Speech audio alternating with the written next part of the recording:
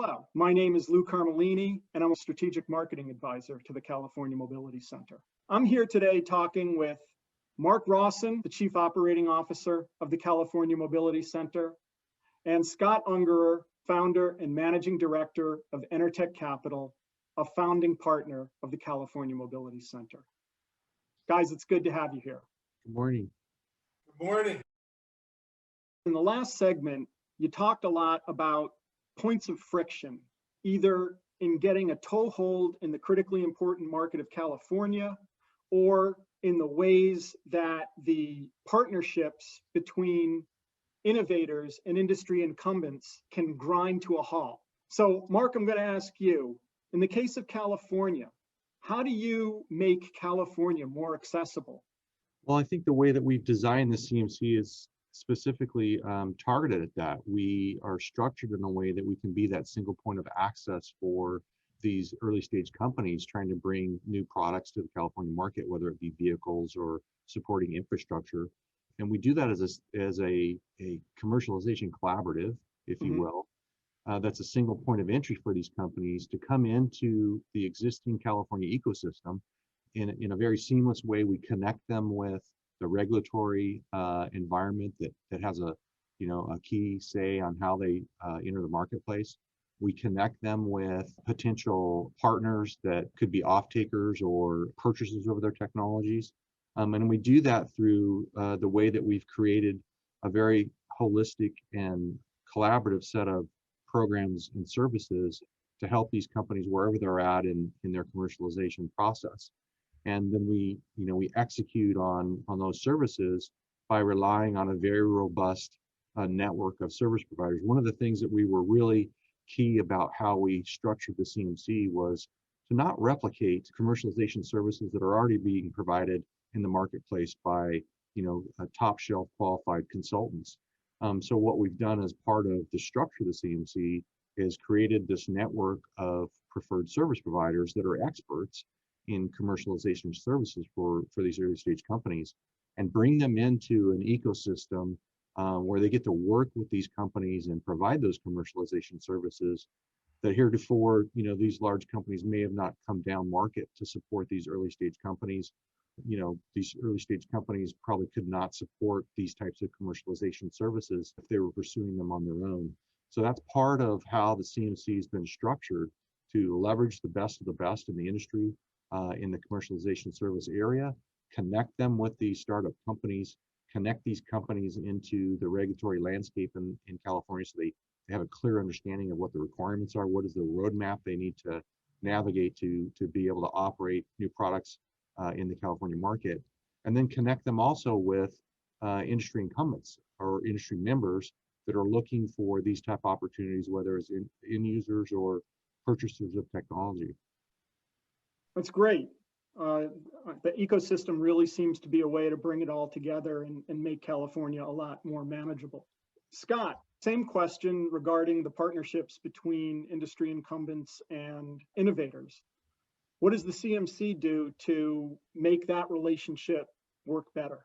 Boy, that's the $64 million question, as someone used to say.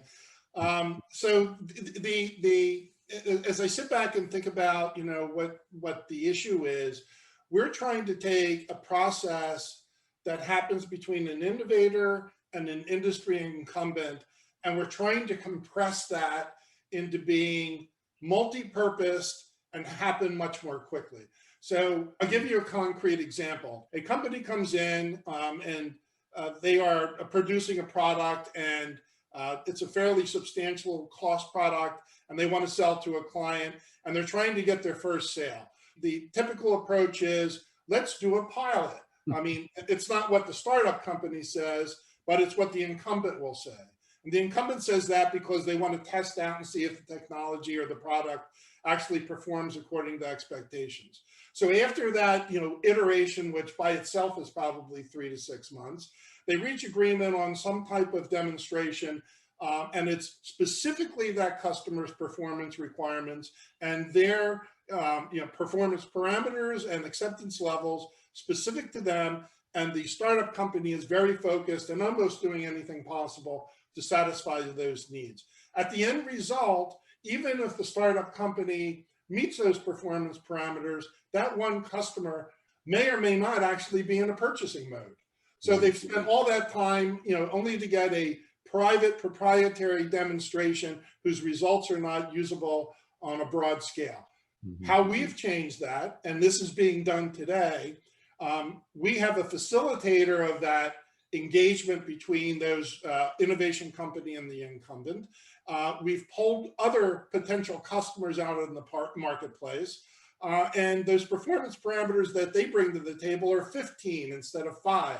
So yes, the demonstration is going to take longer, but more people's questions will be answered at ground zero, so to speak. The other addition is, instead of those two companies, the innovation company and the incumbent, doing the tests themselves and analyzing the results, we bring in third-party companies that do this on an independent, objective viewpoint, which would be more acceptable to the marketplace going forward. The results all get wrapped into a comprehensive performance report that includes a use case and a business case that's built.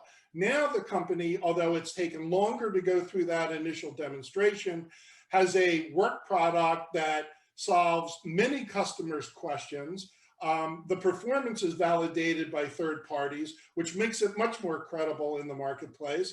And oh, by the way, during that, solving those and reaching those performance parameters, the company's liable to have gone back into the late stages of their development work and make tweaks and adjustments to their product so that it performs to meet those, broader set of standards.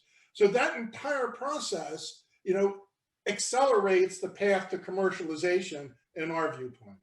Yeah, it's easy to see how that knocks down a lot of the barriers that would otherwise exist. But let me ask you this, is working on a commercialization project the only way that early stage companies and members interact at the CMC? Well, if you're asking me, the answer is no. So every client, also as part of becoming a client, is a member of the CMC, and they participate in CMC activities just like every other member. I believe the primary forum for engagement between members is in the membership committees, and the industry incumbents and these clients sit side by side in these committees talking about the same issues, each obviously for their individual perspectives, but it brings a more holistic viewpoint to the CMC perspective on any particular topic. I guess I would add to that, so there's that interaction that happens between clients and members in the membership committees. But there's also a host of different ways that members get to interact with the clients. And we're going to talk more about that in a future video. But the ability of the incumbents as members in the CMC have the ability to participate in just a very light touch way, all the way to a very engaged way.